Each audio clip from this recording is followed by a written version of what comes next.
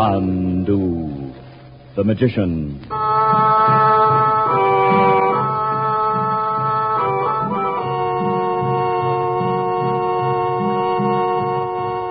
Good evening, ladies and gentlemen.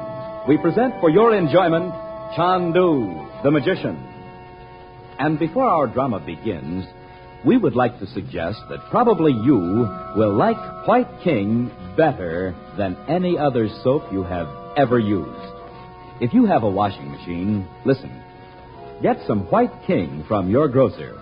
Put some in your washer. Not so much, mind you, as the soap you've been using.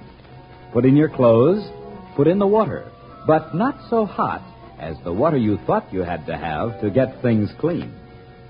Then turn on the power. Run your wash through and just see with your own eyes what happens. We try to make this radio drama thrilling, but honestly, what a thrill you'll have when you see clothes washed with this different kind of soap. Save on your soap bill. Save on your gas bill.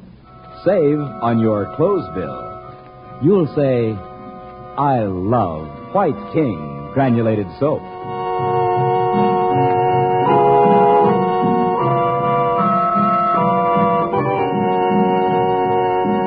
Frank Chandler, known in the Far East as Chandu the Magician, has been obliged to drop his search for the missing drawings in Cairo, and even for Robert Regent. The precious emerald entrusted to Chandler by his teacher, the yogi, has been stolen by an Arab who has vanished into the Egyptian desert.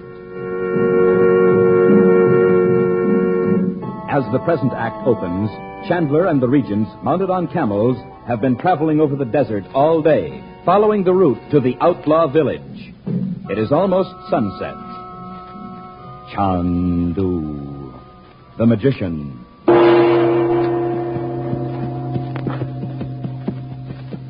I'll race you to that little hill, Betty. All right, if we don't get bucked off or whatever camels do. Don't get out of sight of the guide, Betty. We won't get lost, Mother. Don't worry. Oh, I don't know how they do it. You getting tired, Dot? A little. I'm getting used to the motion of the camel now, though. For a while this morning I wondered if I could possibly stay on all day. I thought you were pretty quiet this morning. That wasn't the only reason. I was wondering about Abdallah. You didn't tell me last night he was coming with us. It's all right, Dorothy. I hope so. You're not still worrying about Betty. Even if she knew he was up ahead with the guide, she's furious with him. You don't know much about girls of her age, do you? She's so overcome with what she calls the glamour of Egypt. And if she knew Abdallah had actually asked our permission to marry her, well, he'd be glamorous all over again, just as he was that first day in the bazaar. She isn't going to know he's with us. He agreed not to come near her. Well, I don't now, trust look up ahead there. You can't tell which one's Abdallah yourself. Now, can you? Well, no, but I can't trust him, Frank. And I don't see how you can. After all, he's worked for Roxor for 10 years. Well, I felt that way too, Dot, until I had that message from the yogi. Well? And besides, he was certainly on my side in the scrap we got into in Roxor's room. Yes, but... He took the chance of getting a knife in his ribs. Why should he do that if he wanted me killed? Well, the whole thing could have been put on for your benefit. What? You didn't know the other man. It was Abdallah who recognized him, or pretended to. Oh, come now, Dot. If he wanted to lead us into a trap of some sort, there are many less complicated ways to do it. Well, it's not so unreasonable. What's to prevent Abdallah from just running away with Betty? All sorts of things. Well, I don't... Now, don't let this get on your nerves, Dot. Well, what better chance could he want from this? Abdallah hired the guide. Here we are, miles from Cairo in the desert. We'd never find our way back. As a matter of fact, I really don't blame you, Dot. I know you can't help being frightened at all the things that have happened since you left home. But if you begin to worry about things you can't help, you'll turn into a jellyfish in emergencies. And that's not at all like you. Well, I still don't think bringing Abdallah along comes under the heading of things we can't help. I told you. He knows where that outlaw village is. Yes, but... Look here. This trip's the best thing in the world to cure Betty of thinking those sheiks are glamorous. Once he sees them in their native village, she'll be all over it. I'd be a lot more sure of that if I didn't remember I was exactly the same at her age. No doubt. Well, remember the crush I had on Valentino in the sheep? How could I ever forget it? Now, pull in your camel, Dot. Now, look over there. No, they're in the sky. Oh, it's the oasis. Oh, at last. It's a mirage. Are you sure? That's as clear as can be. A big lake and palm trees and white houses. Oh, Bob and Betty ought to see this. Bob! That's odd. Is that actually a reflection of the oasis? Of course. Why, I always thought that a mirage was imaginary. Oh, no. It's almost like a reflection in a mirror. We're right here, Mom. Come here, you and Betty. What are you stopping for, Uncle Frank? The guys are going right on. Whoa, Mohammed. I wish I knew how to say whoa in Arabic. What do you want, Mom? Look up there. It's a mirage. I thought you'd want to see it. An oasis in the sky. Well, where would a mirage be? Is that the oasis we're headed for, Uncle Frank? I hope not. Why? What's the matter, Frank? It's too far away. I never thought a mirage would look so real. How far away do you suppose it is? The oasis, I mean. Miles. They always are. That's just the trouble. But I thought Abdallah said we'd be there by sunset. He did. Oh, Uncle Frank, I told you couldn't believe anything he said. It'd be just like him to send us out in the desert where there isn't an oasis for 1,000 miles. Oh, don't be silly. That one can't be 1,000 miles away. Well, it's too far to reach tonight, I know that. You wait here. But the guides aren't stopping. I'll stop them. You stay right where you are. You know, Mom, when you get over the other side of a hill, it's like being in the middle of the ocean. I know. Oh, I wish Uncle Frank had left us in Cairo. Why, Mother, aren't you having fun? Well, we're just in his way. And besides... He couldn't make it any better time without us, Mom. He said so. I know what Mother's thinking. That Abdallah. Well, I don't like him any better than you do, Bets. But Uncle Frank has to get the emerald box back. I bet his magic's no good without it. Don't you, Mom? I don't know, Betty. But I can't see why a pickpocket would take the emerald back to his village. He could surely sell it in Cairo. That great big thing? He'd be afraid to. There could be a gem cutter in the village, though. And he'd cut it all up. You're always reading about things like that at home. Say, I wonder if that's what Uncle Frank's afraid of. He sure steamed up about it. No wonder. Remember what we heard the yogi say in the crystal that first night? He told Uncle Frank to guard the emerald with his life.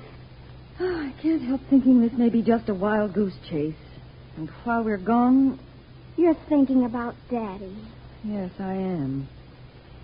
Roxor could have arranged this whole thing so he could get your father out of Cairo. Did Abdallah say Dad was in Cairo? Was that what he told you after you sent Betty and me upstairs? No. No, he said the last time he saw your father was with Roxor in Algiers. Mother, when was that? Oh, a long time ago. Soon after the ship sank. I'll bet Abdallah knows where Dad is right now. Well, he swears he doesn't. He doesn't even know where Roxor is. That Abdallah. Oh, Mother, you're shivering. Put on your sweater. Oh, you better put yours on, too, dear. Okay. As soon as the sun goes down, it's freezing. Listen. Am I hearing things, or is that music? Now, I thought I just imagined it. Well, where could Uncle Frank have gone? Oh, I see him right over there, coming up over the dune. Come on, all of you. The guys are putting up the tents. Are we just going to sleep out in the sand? No, there's a small oasis just over the dune. Is everything all right, Frank? So far, yes. I'm beginning to wonder how you get off the camel once you're on him. I hope he knows I'm just a tourist and not used to camels. One of the guides will help you down, Betty. I'm just going to jump off. A lot of good you'll be, way out here with a broken leg. If I'm jumping off a camel into the sand, you must think my bones are full of jello. Frank, where's that music coming from? You'll see when we get to the top of the hill.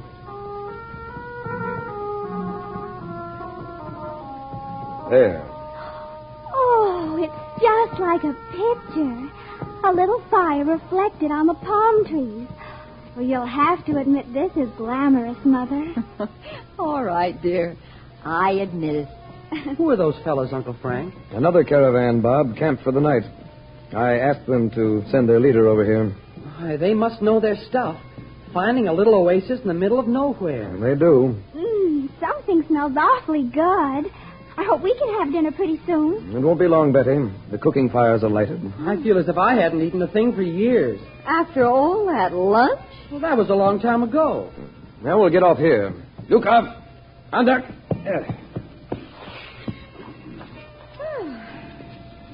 Hey, is that the way you get off, Uncle Frank? Nothing to it. Yeah, let me help you, Dot. Wait until the camel kneels. All right. There you are. Just slide off now.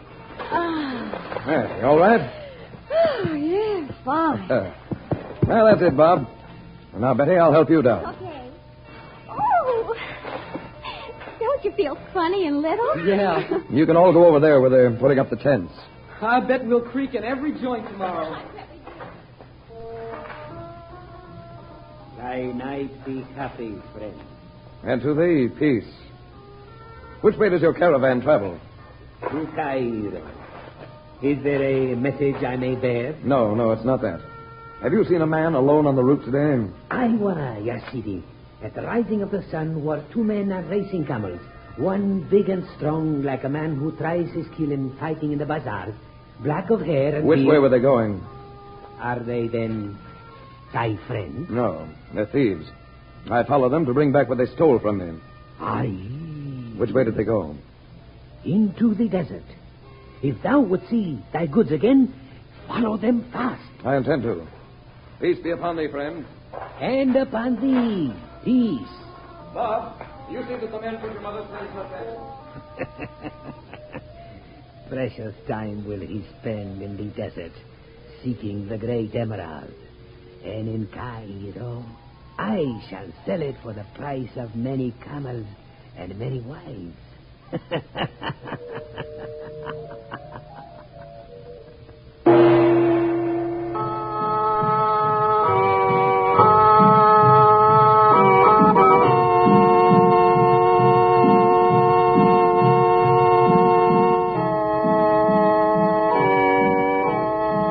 Our drama has come to a close until tomorrow night.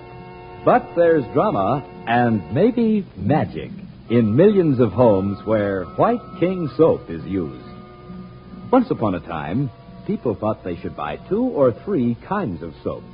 One for washing machine and dishpan, maybe 1 or 2 for dainty things like lingerie and stockings. But more and more people discovered White King, the one and only one soap you ever need, no matter who you are, where you live, or what you have to wash. Your husband may be an engineer, or he may work in a bank. You may have sheets and pillowcases no end to wash, or you may live in a hotel with no laundering problem other than your nylons. Listen to these wonderful words. White King gets out the stubbornest dirt. White King protects as with a caress the daintiest fabrics. Know what you'll say, do you? You'll say this: I love White King.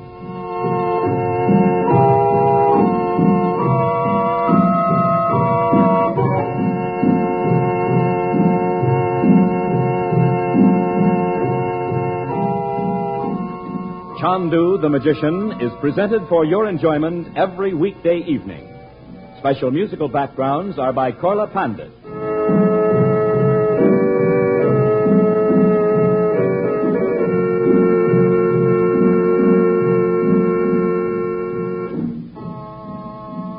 The makers of White King invite you to listen again tomorrow at this same time when the story resumes.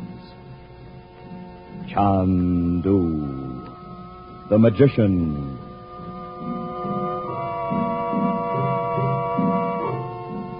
This is the Mutual Don Lee Broadcasting System.